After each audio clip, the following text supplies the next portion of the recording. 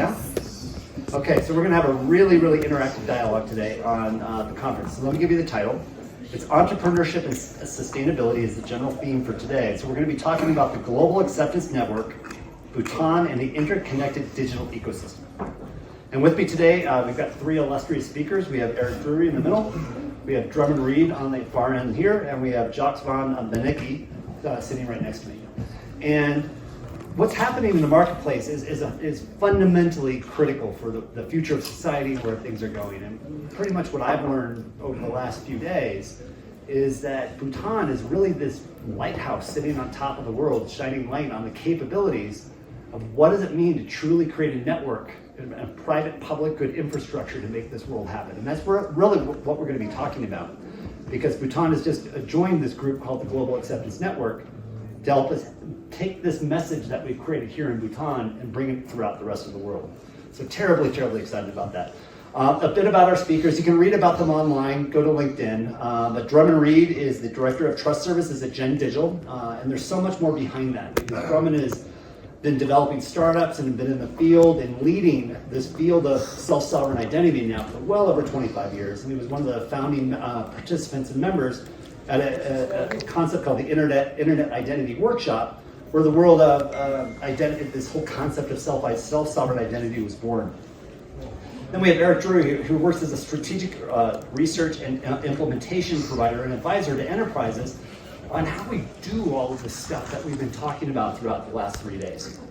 And then finally we have Jacques, who is the Chief Technology Officer for Drury Holding and Investments, but also really the parent, godfather, leader of what we're doing here with the Bhutan NDI. And he's brought this incredible team together and then empowered them to really make industry-changing technology. And that's really what we want to be talking about today. But you can get their actual real bios and their words and all the details of their history behind it. So without further ado, let's just jump right in. And so the way we're going to organize today's conversation is we're going to have Eric introduce this concept of GAN.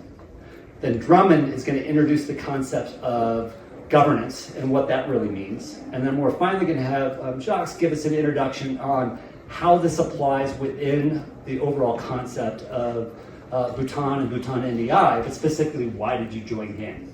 And I'd love to hear that connection. So Eric, when you kind of introduce this concept of GAN, can you please tell us, like, what is it? And honestly, what's the fundamental business problem that it's solving? Like, why does it exist? So GAN is Global Acceptance Network, right? And so the first question is, okay, global, we understand. Network, we understand. Acceptance, but accept what? What are we accepting? And you're all familiar with the National Digital ID and the verifiable credentials, and the fact that we're taking things that today are physical versions of a passport, a driver's license, a diploma, and we're making those digital. And just a little reminder that in this world we have a issuer, a holder, and a verifier, right? Most of the focus is on being how do we take this physical version and turn it into a digital version? I'm sorry, the physical version of what? Of a credential, of a, let's talk about a driver's license. How do I take a physical version of a driver's license and make that digital? And so a lot of focus has been on how does that work, and everybody gets accepted and says, now we have a digital driver's license. And then the next step is we're going to give it to somebody. And so now I've got a digital version of a driver's license, but how do I use it? What good is it if nobody accepts it? And so it's always the last part of this equation is the verifier. Somebody needs to verify that digital driver's license, otherwise it's useless. And so a lot of work has been done on issuing and holding, and then the verifiers are either don't exist or they don't have the tools. And so part of what this Global Acceptance Network is doing is providing the tools so that verifiers can come and get in the game. And can you, let's put some real names to it. So right. An example of an issuer is a bank, right, or a telco, or even the government who's getting you a driver's license. Right, well, walk it through that flow. Use the NDI example. The government gives you a foundational ID, and who accepts that foundational ID? It's a bank or a telco. And so it's giving the banks and the telcos the tools to say, oh, I know what this digital foundational ID is, I understand it, I can trust it, I can use it, and it can now be part of my business process. Okay, so now you've talked about a kind of a semi-closed system, except what's a global acceptance network, and what does that mean? So the global acceptance network would be taking that interior Bhutan case and saying, well, I've got a foundational ID that proves who I am. Maybe another country wants to use it as well. And how can we match that up and say that the same trust that the government has in Bhutan, we can give that same trust to other countries? Okay. And we also talk about in the world of GAN this idea of an ecosystem of ecosystems. So can you explain about that as well too? Because there's like an insurance ecosystem, a banking ecosystem, an education ecosystem. Like how does that play out in this concept of GAN? When we think of an ecosystem, we think one at a time, and we think I'm in a bank, and I need to provide information to a bank, and so that's an ecosystem. But the bank doesn't need just one piece of information. They may need some insurance. They may need a foundational ID. They may need a telephone number. And so now you've got three ecosystems that are all interacting in the same transaction. And so how do we make those three ecosystems able to interact together? Okay, and so the global acceptance network is what is it, a trade group, a body? Is it bringing technology? I think we're going to let Drummond. Okay, so you can explain that to us. And so with that in mind, Drummond, how do we, on the governance side, first, can you explain governance? What do we mean by that? Can you explain what we mean by trust?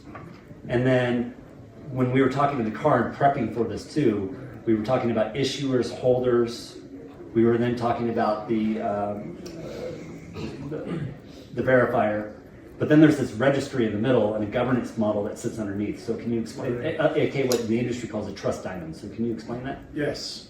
Actually, the easiest way to explain the trust diamond that we talked about is actually, I'm going to take out from my wallet. Today I'm going to do the next step. I'm going to take out a credential, and I'll carefully cover part of it. You all recognize this. I understand credit cards are maybe not as active here in Bhutan, but this is how we do almost everything, for instance, in the United States. And in the lower corner of this credit card is the name of the acceptance network that was established globally in order for this card to be accepted nearly everywhere. And if you watch any television anywhere, especially something like the Olympics, you will get to the name of that acceptance network pounded into your head so that you know, oh, I can go use this any place. I believe, what is the MasterCard logo, right? Everywhere you want, no, that's Visa's everywhere you want to be, right? So that's the core idea of acceptance network. So you're saying Visa is an acceptance network? Visa is an acceptance network for credit cards and debit cards. Okay. Now, for Visa to work, when it was formed, it is a fascinating story. There's several books about it. It started out with smaller networks. Bank of America had a network, and so did a number of other banks in the United States. And also, UK, other countries were starting this idea of electronic transactions. But if you were issued a card from one of those, you could only use it in that region among the banks and the merchants that were signed up with that bank. Well, it turned out that wasn't the best thing for either the banks or the holders of the cards, the card holders, or the merchants, because it limited the number of transactions that could happen. It limited the convenience for the consumer. It limited the number of consumers that could come to a merchant, and it limited the size of the market for the banks. So everyone benefited by saying, how can we widen that and essentially create a network of networks? And that's what became Visa and MasterCard and Discover, Amex, all of them. So that makes me think of another term we throw around in industry, interoperability. Yeah. So essentially what you're kind of saying is it enabled the whole system to interoperate with each other and to create efficiencies and to reduce friction. Is that? And in order to do that, among all these competing banks and financial institutions, they had to agree. They had to agree on the rules. And those rules fell into three general buckets. They had to agree technically how it would work. Some of them had systems that, the mag stripe on the back was different, right? The card numbering was different. So they had to agree on technical interoperability, right? Then they had to turn around and say, well, by the way, who's getting what out of this? The money part, right? They had to agree on the business rules. So business interoperability, commercial. Yeah, commercial interoperability. And it turned out that's actually the biggest problem they had to solve. And then in the middle stands pure governance, as in, oh, we're going to create a global association of banks around the world that all have their regional and local associations. How are we actually going to govern this network? And it turned out that the operating rules for that network are about that thick. That's what it comes down to in paper. But they did it, and these are the most widely accepted payment cards and the best recognized brands in the world, right? Now, all we have to do is say, oh great, that works for payment cards, but now we're going to have these digital credentials in our digital wallets issued by governments around the world, issued by private industry, banks, employers could all issue a digital employment card, your library, your coffee shop, right? All the credentials that we carry in these wallets and more can now be in your digital, in your phone. And I would argue that as much value as this unleashed, we will unleash several times that in terms of the value of what we're creating online, which is trust. So in that case, if you think about it, the whole global Visa, MasterCard, ATM network that we know, that's handling one thing, payments. Exactly. Right? And what you're suggesting with these credentials, it's let's use the travel ecosystem. And in that travel ecosystem, I need my passport, I need my plane ticket, I need, in some instances, my vaccination or health status. Right. That those three ecosystems need to come together into a wallet, and then I need to be able to present that at the airport or at the customs and say, here I am, and this is who I am, and I'm healthy, and you need to let me in and get on the plane. Exactly. Now, most of you probably have one of these, and when you're using it today, in the US and Europe, it's actually started in Europe, and now it's US, we have a digital wallet, and this happens to be an Apple phone, and tap to pay has been taking over the world, right? True story, the one who taught me how to use tap to pay on this phone was my wife, right? She was mostly shopping in our family, and when we went to Europe this past summer, no, actually it was a year ago, the first meal we had to pay for, they came with a little machine, which we didn't have in the US. And, they brought it over to me. I was the male sitting at the table, and I'm like, okay, what do I do? And my wife laughs, goes, here, I'll show you. And she showed me. I was like, oh, well, now at least I know how to do that the next time. Turns out that whole trip in Europe, I used an actual credit card one time. Everything else was tap to pay at that point. That's how convenient the wallets have become. Plus, of course, I don't even think about getting a physical boarding card anymore, right? That's going in this wallet. But these wallets in the Apple and Google and Samsung phones, they are still proprietary wallets. They're not accepting open standard. They're just starting to. Google just announced it's starting to accept a mobile driver's license on the phones, okay? In the European Union, it's not as advanced as Bhutan. They're basically saying to the big tech companies, you must accept open standard credentials or we will not allow you to use your wallets in Europe, right? So that's where the interoperability factor really comes in and where we're going to need, if we want your credentials to work everywhere, we need a network, and I haven't answered the trust registry. Yeah, so let me come at it just to summarize a little bit. So GAN is it's a network of companies across industry ecosystems that's coming together to build this interoperability, to basically build this operating system for how we're going to run this governance operating system of how we're going to run this. And one of the problems with like centralized identity, like the Apple and some of the other solutions, or like a traditional banking system, is the phone home problem. When I use my identity, the bank knows everywhere I've used that card, and maybe I don't want them to know where I'm using my card.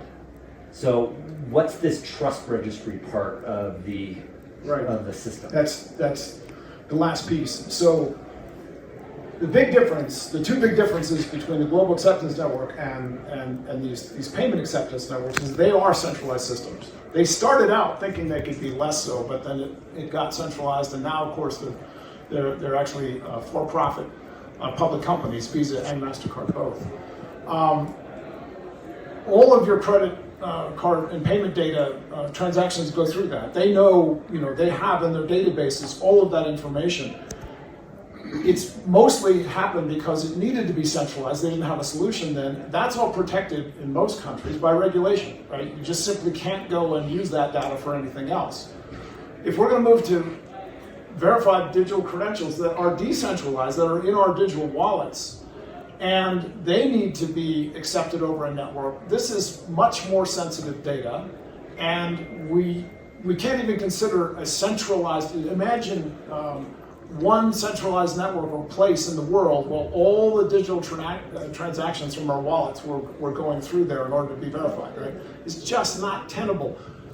Potentially we could solve it from pure scaling problem, right? It's the privacy and the data control issues. We need to have it be decentralized. And the way to do that is for every digital trust ecosystem, whether it's a country, or it's an industry, or it's a company, or it's a smart city like GMC, to operate what we call a trust registry. Trust registry is a place where any issuer of digital credentials or verifiers, businesses who want to be able to say, I will verify that credential, they're registered, and the governing body, like Bhutan, will say, the issuers are authorized, here's what they're authorized to issue. Are you a hospital? Can you issue a vaccination credential, right? Are you a bank? Can you issue a banking credential? Are you a real company? Can you issue an employee credential? They'll be registered, but also the verifiers, so that when you ask, for instance, for a driver's license, are you registered to do that, or are you actually trying to be a phishing site for and get that information so you can try and impersonate that person? And phishing being a scammer. A scammer, yeah. Right? Exactly. So trust registries they're not actually very complicated technically. What they are is they're super important. They are the backbone of trust on the internet. That's why we say we're finally creating a trust layer for the internet, a decentralized trust layer. Okay, so let's pause there now. So we kind of know what GAN is, and we know one of the core elements and the importance of this governance registry model. So why'd you join it? What's next? Good question. I think sometimes we feel like we're just making it up as we go. Because the problem is there is nobody that is at the same point where we are. And we are continuously talking to other countries, and today is also significant because we've just launched the same platform in Papua New Guinea. And so we learn, so there's nowadays... Let's pause that right there. Yeah, pause for a second. That's huge, right? And also too, what took you 4 years to build, you helped another country do in 4 months. Yeah. And the idea and the scalability and the gift to the world you're giving with that is massive. So big round of congratulations. Yeah, so they're an amazing team, and almost all of them are here, so I see most of their faces. They've been working really long hours to get that done. And so here's the problem for us as well, right? Our first KPI that we got from His Majesty was, I want you to earn $1 million with this platform outside of Bhutan. So he immediately, when we started the process, said, this isn't going to be just in Bhutan. It has to be something that can be used outside of Bhutan and can be given to other countries, and that we can work cross-border. And so as we've gone through the project, other projects have come up, like DG Yatra. So you can have a boarding pass on this side of the border and a boarding pass in India and get onto planes very quickly. So people started to understand that there is more benefit from having this platform in other countries.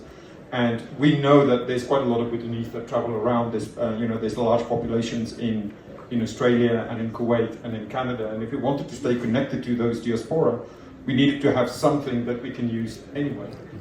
And so we thought, well, if you're going to create a global accessible network, acceptance network, then there should be places that people can look at. It should be acceptable too. Correct. It should be acceptable in the first case to people like us.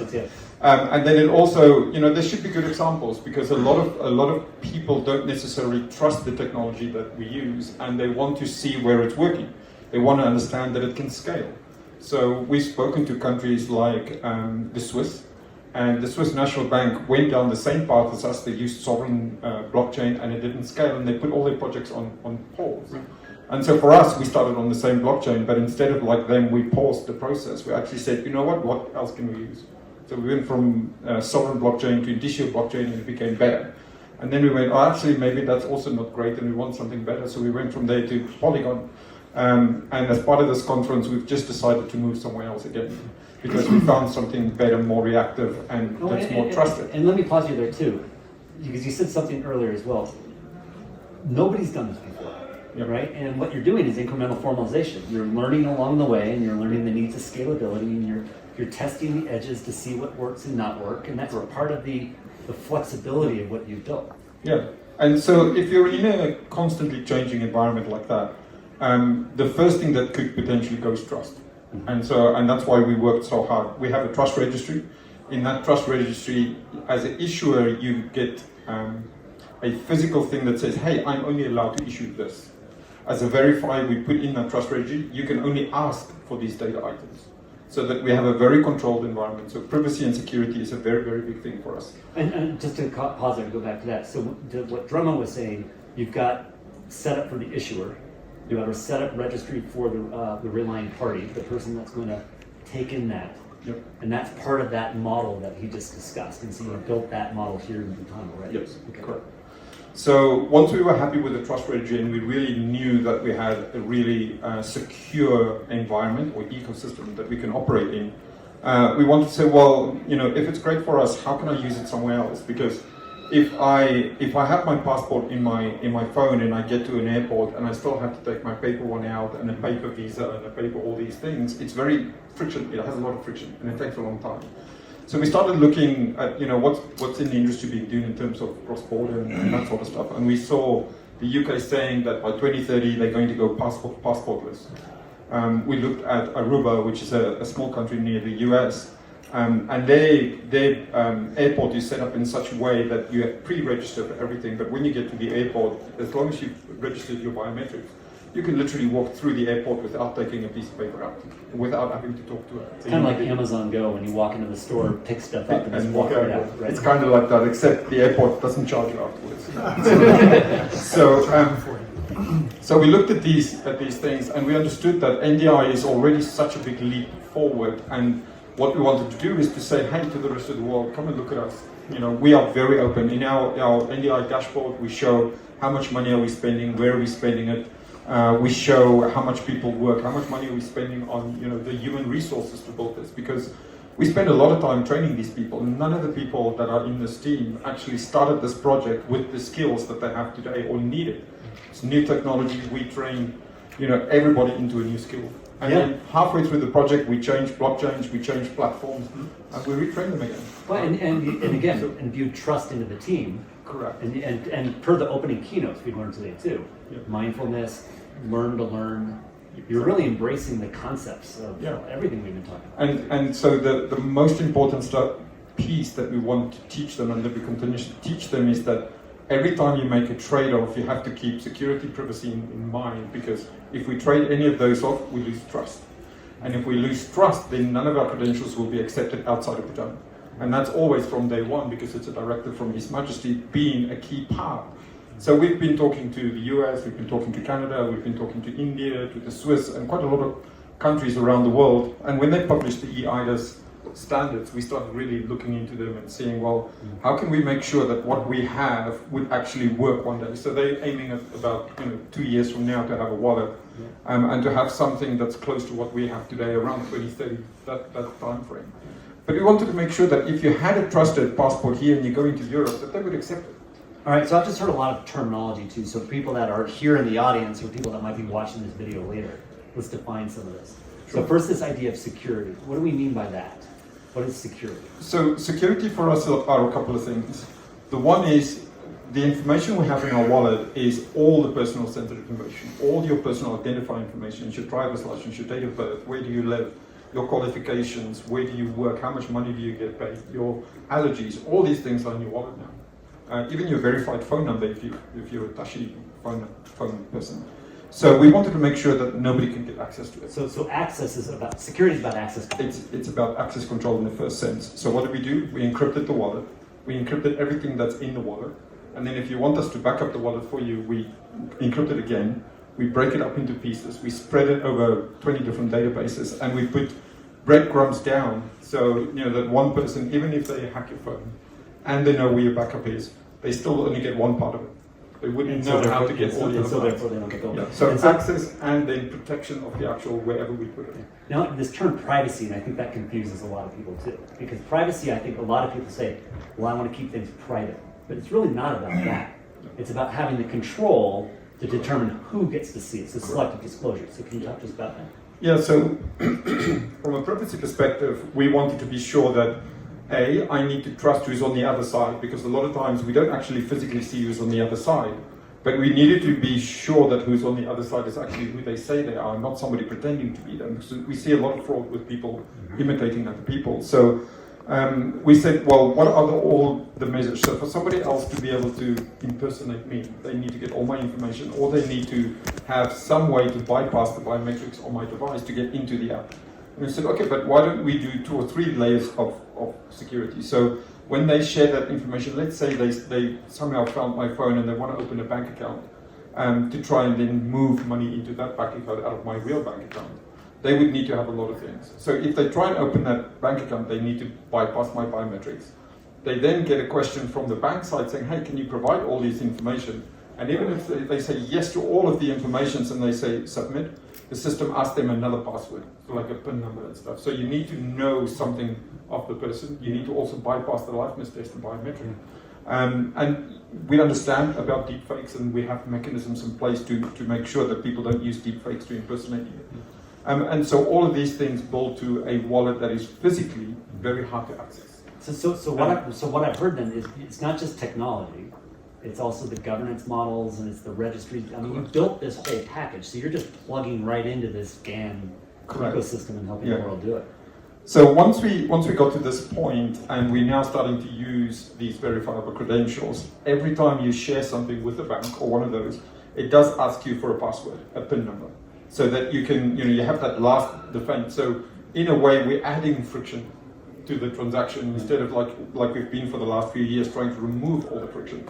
But that second layer or third layer of friction is there to make sure that you know all of the key parts so that the privacy is maintained. And it builds Nobody's trust. going to correct. It builds trust. But so unless you have my face and unless you have my special PIN number, you can still not share that information with anybody else. And the face is not just a picture, it's liveness testing. It's and all liveness that. testing. Now, one last thing, you mentioned this idea of EIDAS, and let me kind of just get it out there quickly. One of the huge things with what's happened here in Bhutan as well is you're the first country in the world to issue a self-sovereign identity principle piece of legislation. Europe just did that this year in February. You did it a year ahead of Europe. You deployed it before Europe. You're 2 years ahead of Europe in deploying this. At least, right? Yeah, it's optimistic that they're going to get it done. So, I mean, you're just kind of leading this charge here. So this is really exciting. So I want to make sure, by the way, scan the code if you have questions, and then we'll make sure we get that. So give a couple final remarks, and then I want to ask these guys some questions. Yeah, so the original question was, why did we join GAN? Because we were already doing a lot of the stuff which we saw GAN is going to do in the future. And we found it really hard because we were on our own trying to do it and trying to speak to every single government. And it was going to result in us having to integrate with every single system in every single country. And so we saw GAN as a way for us to actually connect to a network, and the network doing all the hard work in the background. And we felt that would be a much faster way for us to be able to get our credentials to be shared in other countries. Yeah, and the mobile worlds. I do a lot of mobile marketing kind of stuff too. We call those messaging aggregators. So like you've got one player that can connect to multiple networks, and so that would just makes it a lot easier to be able to deploy that. So that's really, really exciting. So Eric, question for you. So let's go back to the business question that I asked you earlier, right? And can you use like the onboarding example? So, how the fact that when companies or bring on new employees, using this process can save them a lot of money. I mean, there's like, what are some of the use cases and efficiencies that people can get out of these digital wallets and these kind of networks when they have it?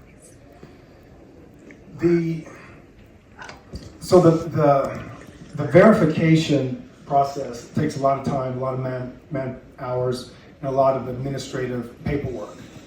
And Verification process for like a new employee. so if you're a new employee, and this happened during COVID, right? In COVID, all hands on deck, we needed nurses, and we needed healthcare workers, and we needed them in specific places. I think in the UK, if you're going to bring on a nurse into your clinic, it takes 2 weeks to go through the vetting process, right? And you want to look at all the paperwork, make sure they have the licenses, make sure that they're accredited.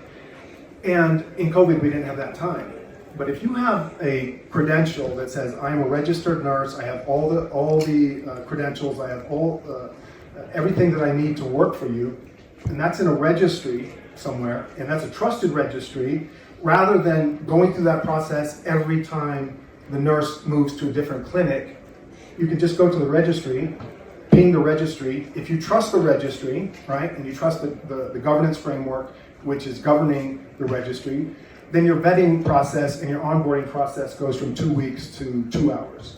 Oh, sorry, 2 minutes. 2 minutes, right? So, and in that context, there's actually a case study there where the national health system in the UK, what was it, 20 million euros or something like that in the first year that they saved? Well, yeah, most importantly, during COVID, when they first, to solve this exact problem, for doctors and nurses,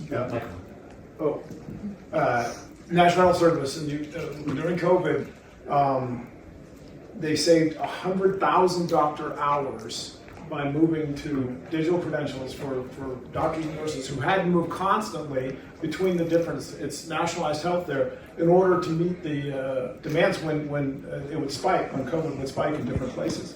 So that's not just cost savings. I think it was over 20 million pounds, but it was how many lives were saved because they had 100,000 doctor hours and nurse hours that could go towards that. And when you talk about interoperability, there's a lot of healthcare workers that come from overseas, and for example, Canada has a healthcare shortage, right? And to prove that you've gone through medical school, you've gone through nursing school in a different country, you get to Canada, and you're trying to get a job, that's going through that process is even much more time consuming and burdensome. And so if you've got this global acceptance network that says, I not only accept Canadian healthcare worker credentials, but I also accept from the Philippines, right? So that's when the interoperability comes, and it becomes a global acceptance network rather than a national acceptance network. Well, and this is where it gets really exciting, I think, too, is because at some point, like you're talking with Apple Pay, right? When I land in London, never use my credit card anymore, not even to get on a train. I just swipe my phone. I'm on the train, I'm buying stuff, I leave the country, never pull my wallet out of my back pocket, right? We're going to be able to start doing that with people, right? And the technology is going to disappear, and the experiences will emerge. And you're nodding your head. Do you want to comment on that a little bit? The reason that I use this analogy is, again, it used to be that we just thought credit cards were amazing, right? I didn't have to get my wallet, I could just swipe a credit card. But now I don't even think about that, right? I just swipe the phone. When you compare that with what we have to do to make trust decisions on the internet today, I mean, I'm going to share my story, and I know every one of you have this, okay? I am the IT support person in my house. Only now for, actually I have two sons, and now they're the actually frontline support when they're home. So, but about once a week, my wife comes to me with either an email or a text. What do I do about this? Right? What when you say is this scammy or is this fishy? Exactly. Or I cannot tell if it's authentic or not, right? And I'm a cybersecurity professional. I've been in this industry for 30 years, okay? I got phished about 3 weeks ago, okay? An extremely effective text message that happened to say, we have in the state of Washington a system where you automatically charge tolls based on the license plate number of your car. Well, I knew I bought a new car a year ago. I had gone across a bridge that I incurred that toll, but I hadn't registered with the system. So I thought, what kind of nightmare is this going to be? Well, nothing happened until suddenly, about a month ago, I get this text going, hey, we've got a charge and you need to click this to go pay your bill. So you expected it. And I was like, oh, perfect, they saved me the click, right? The only reason I totally scammed there was Google caught it. Google Chrome went straight red and went, wait, no, that's a phishing message. I went, oh my God, how could I have fallen for that, right? So that issue of not being able to verify who's on the other side of that, right? Think of the amount of time and effort we are spending, right? My company sends me we were just talking about this earlier today. They test us about every 2 or 3 weeks with emails and texts to see if we're paying attention and able to detect that and report it back into the company. We get a report card graded on how well we see those, right? This is ridiculous. We should be able to take all of the text and messages. We should not have to spend any time thinking about that, because our machines, our digital wallets, and the digital agents working with them are checking that for us, right? We don't even need AI to do that. We just need to know it's signed on the other end, because a trust registry can be checked to go, it's really the signature of that company, that country, that government, or this is all going to work person to person. We're all going to start communicating wallet to wallet, vault to vault, and this whole thing, phishing and smishing and all that's going to go away. Can we ask a question? A quick question about, again, right? Because we're talking about registries, and we talk about trust registries. We're all familiar with registries. We've got a registry of lawyers, of doctors, of farmers, etc. So we Use a trust layer for the internet. If we're going to do something that works not just for governments and not just for companies, but for people, then it has to represent all of them, okay? And I want to point out right now, with the governance, even at this very early stage, we call phase 1 of the development again, we decided that what we call the Member Advisory Council, it's actually the one governing body at this very early stage. We had 20 for-profit companies that joined and paid to basically fund the initial work, to develop it. And we said, good, you all get a representative on that Member Advisory Council, and for every one of you, we're going to appoint a GAN ambassador, someone who brings to all this the voice of the individual and the experience of whether they're directly in the industry or not, that they care and have a knowledge about the security or privacy or trust or issues and of their particular country or culture or industry. And it's been an incredible process. We just announced the first 12 of them on the first day of this conference, and I'm happy to say 2 of them are in the room here with us. One of them is here on the panel, Jacques, and the other one, Kinga, put up your hand there, who was recommended by Jacques, by the way. And we're just really thrilled. We not only wanted NDI and Bhutan to join and be the lighthouse of the world of a government joining the network, we wanted to tap into this incredible team we developed here to bring your expertise and your perspective into the governance of the GAN, right? That's how we build real trust.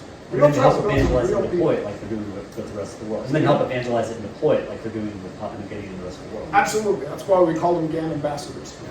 So I've got one question for you, and I'm gonna call you like a CTO of the world, because part of what's happening. Write here, that one down. Well, but because part of what's happening here, and you guys have kind of alluded to this already, we're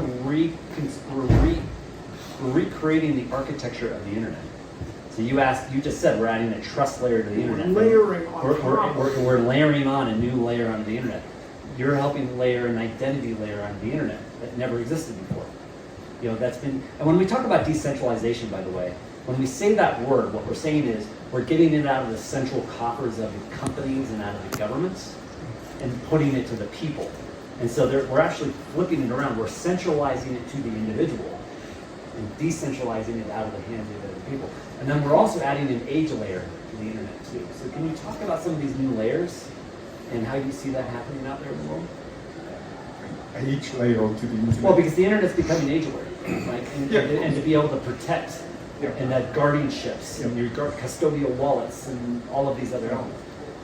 I think one of the benefits that we get from a digital identity like this, and especially things like zero knowledge proofs and things like that, we don't have to expose things like our date of birth and things like that. So if you needed to go into a place that's age restrictive, in Bhutan, say for instance you want to go into a bar that's only 18s and above, you'd be able to scan the QR code, and the QR code, the system would say, hey, are you over 18?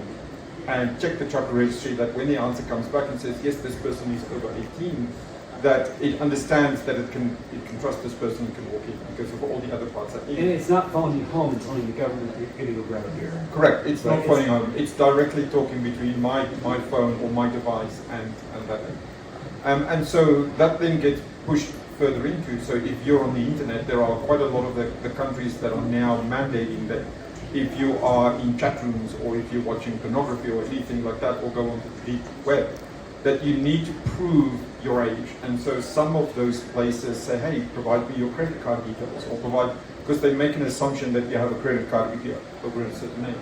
But with this model that we have, you can actually digitally, in a trusted way, make sure that the other side is asking you for something, and without providing any sensitive information to that side, you can prove that you're of the right age. And so the internet would let you go places where you're allowed to go. So it becomes safer for our younger children, especially. And safer for adults, because if you like, there's nothing wrong with wanting to watch porn if you want to, but you don't want the social stigmatism that may come with Correct.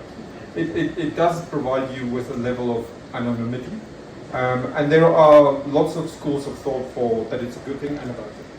So if you're, for instance, on an education site and you're interacting with gamification platforms with universities and students and answering questions and all that sort of stuff, it's important that they trust the person that's on the other side. And in that case, you probably want to say, hey, I'm Professor or Dr. Michael, and it's a good thing. But if you're on sites where you want to be anonymous, then a Web3 layer identity like this one is perfectly trusted, and it is secure enough to be used. So in our particular one, we used Crystal Skyber and Crystal Selenium, and it means nothing to the rest of the world. But for the people in the cybersecurity industry and that sort of stuff, they understand that these are post-quantum certified algorithms for my private identity. Yeah. So, it's not you're going to need 10 years to break my identity. You're going to need all of the quantum computers we have today and 10 years to break into this identity. So did we need to go that far? No. But you did. But we did. Why? Because that gives you that extra little bit of trust where people say, you know what, I know that wallet is extremely hard to break. Yeah. So maybe I like that one a little bit better than the other one. And so from that point of view, I now have an identity that I can freely and with a lot less concern use on the internet. Because that's one of the fears, is this, you're putting this digital identity and now I'm going to have government controlling me and watching my every move, and this is just yet another Google at national scale. Yeah. And it's not bad. Correct. We one of our principles is that your digital identity should be as untrackable as what you have in Drummond's wallet. Right? Anything that I have in there, if I don't want to show my ID card to somebody. I don't want to provide my CID card to somebody to make a copy of or to write the number down. I literally want it to be machine to machine and not human readable. Even our one of the different wallets or capabilities that we're currently working on is if you don't want a phone, then you can have a card that's literally just a plastic printed card with a super dense QR code. Right. There's nothing human readable on it. And if the police verify or you want to interact with government, you can put that in front of a camera and you can interact. You can bring your information back. You can biometrically do the liveness test, and then you can interact with that kiosk. And the moment that you finish with that interaction, everything gets deleted off that. And I want to go to one other point too. When people talk about this, they think about data exchange, and they're keeping in mind the what I'm going to call the old world model. I'm sharing my data. That's not actually happening. It's not, the old world model is my data went to the algorithm, and like to a Google and Apple or an Amazon or whatever, and they did their thing. Yep. The new world model is the algorithm goes to the data. And, like how old are you, and it comes back over 21. Yeah. And that's all you need to know. And that's all you need to know. And so that's really the fundamental change. So our behaviors aren't really changing, to your point. It's the security and privacy layers and governance layers that are changing. Yeah, correct. I think it's important to also say we understood from day one that if we're going to walk around with this like huge volume of information about us, that there are going to be people who want to game the system or want to be bad actors in the system and would find ways to get into it. So we also wrote the National Digital Identity Act, and we had Drummond here help us for 8 months or 9 months. And the act comes with very specific things. There has to be an Indian company, an independent company, the Bhutan National Digital Identity Company, which all of their employees are sitting here. And there has to be a new regulator, and so the new regulator has been established. And that regulator will make sure that the people that work in the company and sit on the board of that company are independent. So there are rules about if you're an existing civil servant that you can't be on that board.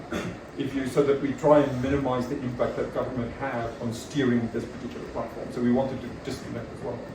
And that's also very important because the philosophy of SFI and the principles make very clear that you should be untraceable and you should have trusted information, right? And trusted interactions with people or agents on the other side. And so we used Drummond's book. So Drummond wrote that book with Alex a couple of years ago, and when we read the book, for people that are watching the video, what it's about, something explain a little bit. Actually, let Drummond explain his book. And one before you move on, that Right. one key part of your legislation too is if a bad actor is caught, they're going to jail. Correct. Drummond can explain that bit because he helped write that bit. Well, I'm going to put it in context too.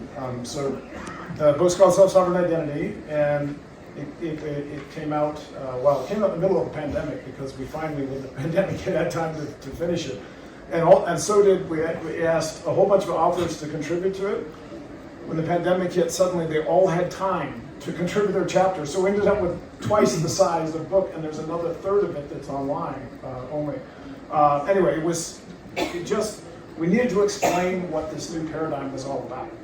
And I do a lot of writing, but it was the favorite thing I've ever written together. And it was just, hey, we really think this is important that a lot of people understand and see why we should go in this direction. But what was it? Maybe it was about a month after this was published.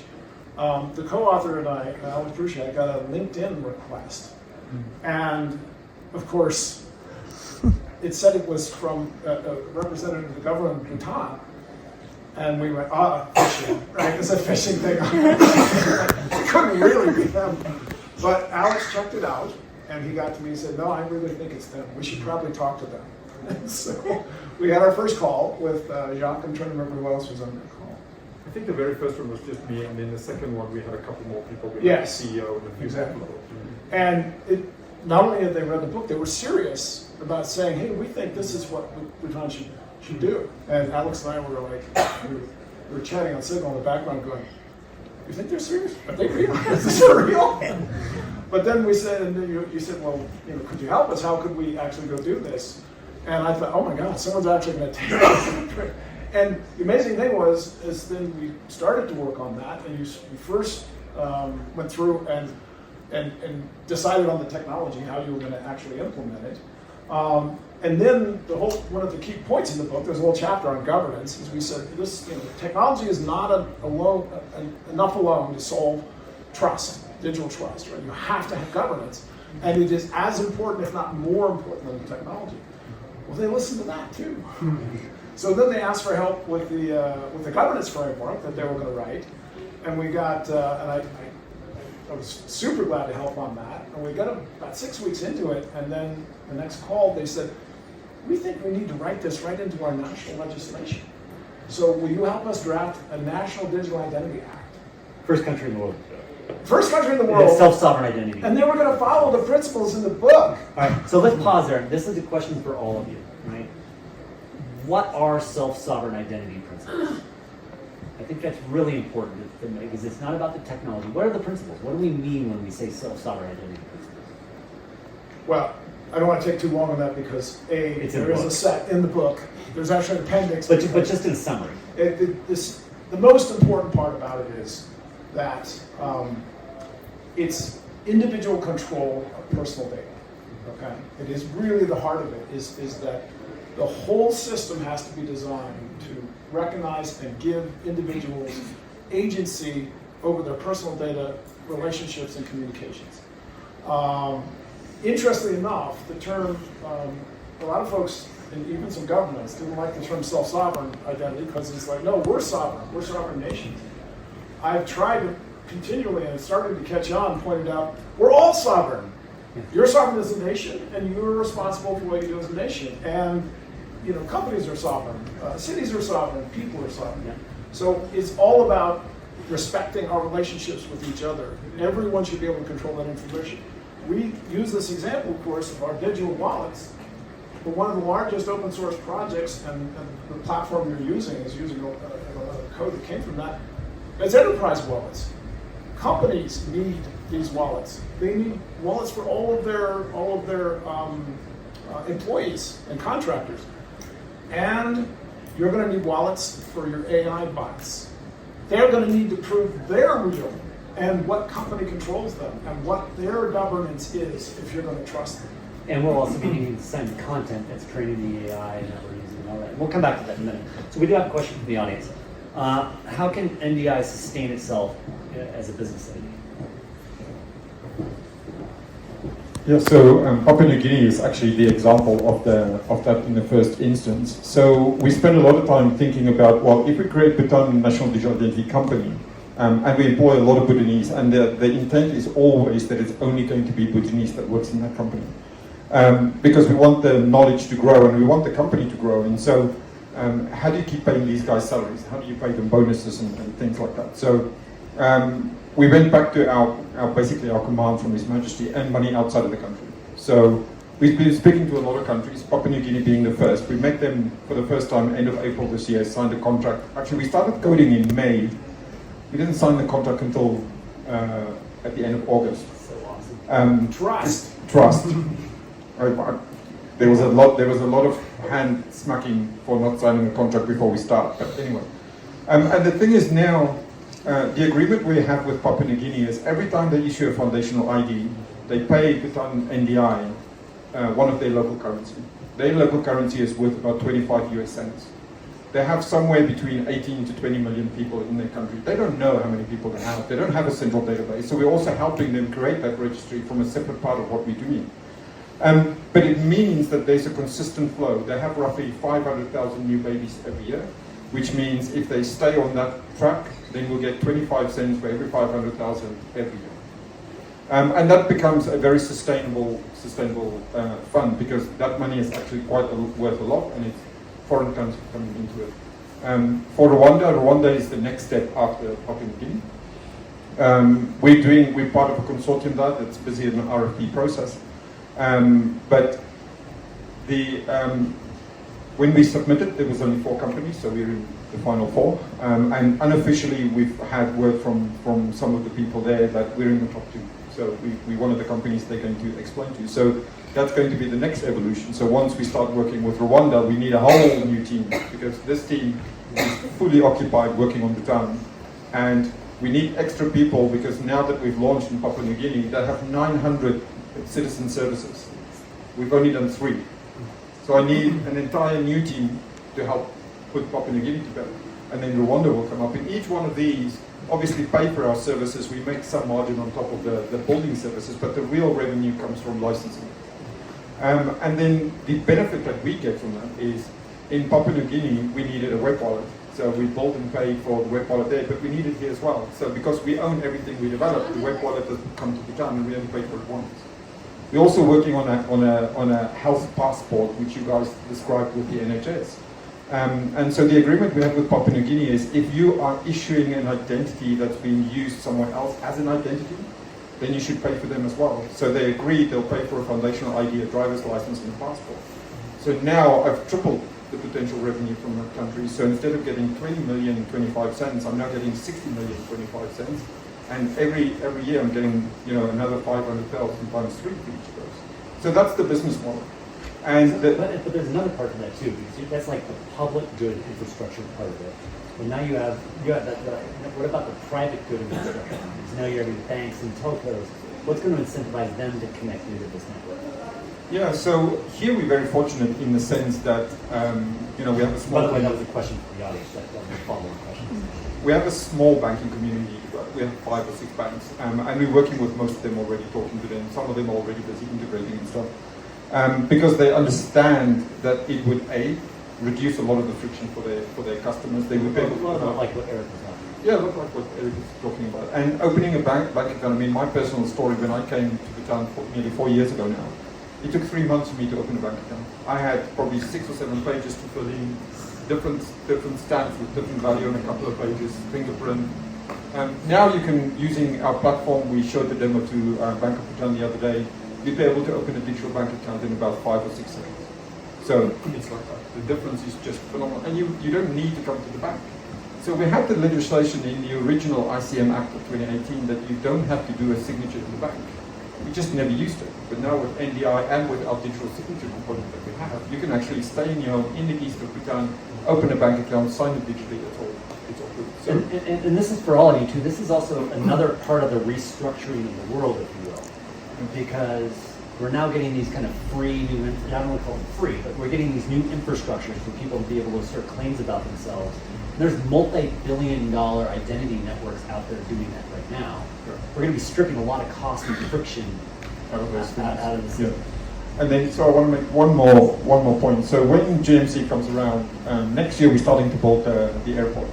And to get the airport workers to come in, we're talking somewhere between 30 and 50,000 workers. And as you heard on the conference, TER is the new stablecoin that we're going to use in Galafu. And that means that these people all have to be paid in TER, which is a stablecoin. And they need a really good identity to be able to then transact in that, so pay for food, pay for where they're staying and stuff. And so as the NDI, we already have the wallet. And GMC is looking at us and going, okay, but can you put money in there? Can people pay for stuff through the NDI and use your identity to make sure that the payment transactions are secure? And that's really no different than the Apple example of running around in Europe. Like, Correct. And so the idea is that in GMC sometime next year, people will get paid there, and they would be able to actually pay for services using that token. But if they didn't go across the border into Bhutan, they should still be able to transfer that TER into neutral. Or if they're going to India, they should be able to turn it into INR.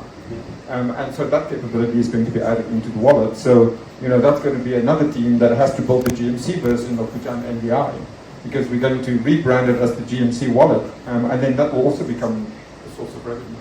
Because, GMC should also pay one of their local tokens for each identity that's being issued. And if they're going to have 1 to 2 million people in the GMC, it's a gold-backed token. I would like, 1 or 2 million of those TERs to come into the company, right? Question. Yes, thank you. As the lawyer in the room, again, I'm looking at governance, and so this question, there are a few comments, but Drummond, I got the sense that you were with the tests you all put through. It seems constant vigilance is the key, right? And then also, just to touch on what Eric said about the trust network, it also seems as if there's a need to make sure what information is on this registry also shouldn't be kept static, right? Because you create this system, but then if you don't keep sort of refreshing it, right? If information isn't current, then that also defeats the purpose. So that's there. Another comment I think was about bad actors in this act going to jail. But then for me, I'm going to bring it back to what if the bad actor is the government, right? And this is because yesterday, Secretary Tenzing of the GovTech, he said, and I thought it was very important to have raised it at this forum, right, that agencies can also be bad actors and misuse information. Now, it's not deliberate, but if you look at examples in the world, now, there's different systems, ways of doing business are different. And I like the GAN because it seems, it's good practices that can be spread and accepted, without everyone having to reinvent the wheel, right? So now in the US, inevitably with its capitalist model, it encourages the growth, of course, of the development of tech, and you have so much. But then we hear the pitfalls, right? The evils, that set in with the freedom needed for development. Then on the other hand, you have, again, not to label these governments as evil necessarily, but China or India, where you have, again, not necessarily at the same end of the spectrum, but with how they use data, with Aadhaar, there has been worldwide sort of, wide acceptance, sorry, not worldwide, but countrywide acceptance, but not without its controversies, right? And even to me, it only became clear only when I saw this groundbreaking dissent by the current CJI, Chandrachud, where he talks about the issues, and then, in China, one can't even talk about the problems there. We can comment from the outside, but with the people inside, no. So where all of this is going is really to ask the question of, what sort of buy-in does GAN need from governments? Here, of course, with Bhutan, you've got, you've talked about the beauties of it, and it's really nice that we can be part of it, right? But we're also talking about, networks that are building up, inevitably, where crypto and everything is creating an alternate system. But I'm a public international law lawyer, and sovereignty of states is still an important principle, right? So at its core, I think my question then really is, what sort of buy-in do you need, if at all, from governments for GAN to succeed and have the impact you want it to have? You got like 30 seconds. We just ran out of time. Jump in on this. I was going to let somebody else answer the governance question, but I think the most important buy-in you need is the people. All of this is done for the people, for the individuals, because we're the ones that are being scammed. We're the ones who don't know how to trust, that we can't trust on the internet. And when Drummond showed the card, that brand, so the GAN brand, if you can trust the GAN brand, and you can trust the ecosystems, the networks that are behind that and adhering to that governance, that's the most powerful thing, because it's going to allow you and all of us to get on with our daily business online and trust our interactions when we see that GAN trust mark. So I think the most important buy-in is from the individuals who see this trust mark and say, I can go and proceed trustworthily online because of this very important logo. All right, Drummond, 30 seconds? 15 seconds? You asked an extremely important question. It's not a coincidence why we are here and we are, reached out to Bhutan NDI to be the first national digital identity system joining the GAN. We want to make NDI world famous. In our announcement today, we said there's going to be a webinar in 2 weeks. We hope there's thousands of people watching that and many thousands more that will see it afterwards, okay? We want to build trust the way you're building it here in this country. This has been the most extraordinary experience to be here and be at this conference. And we want to take advantage. We want to export that to the rest of the world. Okay. It's going to be a big job to build that trust, but it's a good way to start. It is. And okay, and before we finish, because I want you to have to do a formal announcement just right now, but you laid out a lot of stuff in your preamble, and I want to give you a framework to think about it, and all of us to think about it. And the framework is this. There's two primary things to think about how identity and data is used in society. You have an organizational-centric framework that goes from identity and data as an enterprise asset to it's a social engineering tool. And then you have the other axis of it's a human right. We're all, to Drummond's point, we're all self-sovereign individuals. It's a human right to have sovereignty over my privacy and my security and self. But the bottom of that is the other actor, the community commons. And every country has all four of those axes running in them. And they're all doing it slightly different. And that's the navigation that Dan and all of us are going to work out. And so I would like you to, in concluding of this, the formal announcement, we've kind of alluded to, you kind of joined GAN. You formally have joined GAN, and you as a government are involved. So you want to kind of confirm that and make that formal statement for us? Well, firstly, thank you for every one of you guys to be here. And, it was a great honor and a privilege when the guys reached out and said, hey, do you want to join? And I think it took all of half a second for us to decide, yes, we need to join. We push hard in NDI, and the team work incredible hours to make sure that what we have is trusted in Bhutan. And it's now time to take that next step. So as a country and as an NDI team, we're extremely privileged to be the first to join the GAN network. And we are hoping that sharing our learnings and our experience and technical know-how to get this to work with the rest of the GAN group will really help to make it a success. Because if we don't have enough countries that get on board and start going down the same path as we've been, then we're all going to take another century to get this done. And we don't want to go that far down that road. And again, it's not just the countries, it's the private, public good infrastructure. It's getting everyone involved. All right. And with that, thank you very much. Really appreciate it. Thank you very much.